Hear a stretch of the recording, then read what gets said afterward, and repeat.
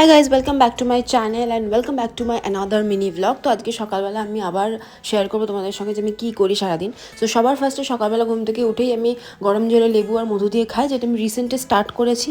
তো যেহেতু আমি একটুখানি ড্যাট কনসিয়াস, হেলথ কনসিয়াস হয়েছি, তো যাই হোক, তারপরে মানি প্ল্যান্ট দুটোই ছিল একমাত্র, কারণ বাকিগুলো সব মরে গেছে, কারণ বাড়িতে বেশি থাকি না, তাই জল দেওয়াটা হয় না। তাই আমি এই মানি প্ল্যান্ট দুটোকে কোনো মতে বাঁচিয়েছি। তো সেটাকে আমি উইকে দুবার অন্তত জল চেঞ্জ করে আর ভালো করে ওপর দিয়ে স্প্রে করে একটু হালকা রোদে রেখে দিই। তারপর আমি স্নান সেরে নিয়েছিলাম, কারণ রিসেন্ট আমি স্নান পুজোটা সকালবেলা সেরে নিচ্ছিলাম, কারণ আমার মনে হয় ওইটা সবথেকে বড় কাজ।